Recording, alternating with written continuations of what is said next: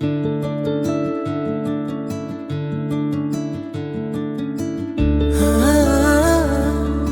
சீடன் மற்றவங்க செய்கிற சின்ன தப்பை கூட ஒன்றுக்கு ரெண்டாக மாற்றி மற்றவங்க கிட்ட குறை சொல்கிற பழக்கத்தை வச்சுருந்தானா.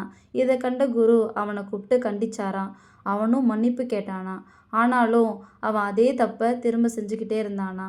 ஒரு நாள் குரு அவனை கூப்பிட்டு அவன்கிட்ட ஒரு பஞ்சு மூட்டையை கொடுத்து, இதை நீ எடுத்துகிட்டு போய் நகரத்தோட மையத்தில் நின்று கொஞ்சம் கொஞ்சமாக பஞ்சு பிச்சு காற்றுல பறக்க விட்டுட்டு வா அப்படின்னு சொன்னாராம்.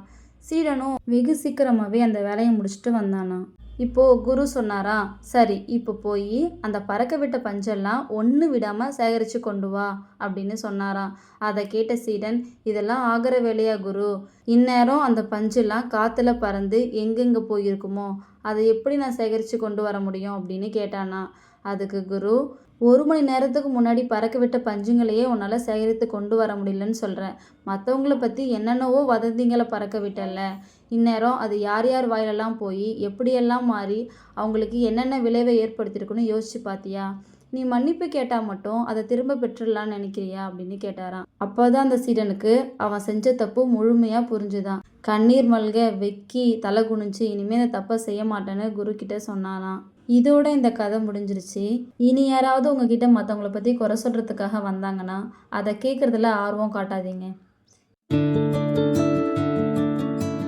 ஒரு நாள் ஒரு மனுஷன் ஒரு மண்பானை கிட்ட, கொற்ற மழையிலையும் சரி கொளுத்துற வெயில்லையும் சரி உன்னால் மட்டும் எப்படி ஜில்லுன்னே இருக்க முடியுது அப்படின்னு கேட்டானா. அதுக்கு அந்த மண்பானை சொல்லிச்சான், என்னுடைய ஆரம்பமும் முடிவும் மண்ணு தானே எனக்கு நல்லாவே தெரியும்.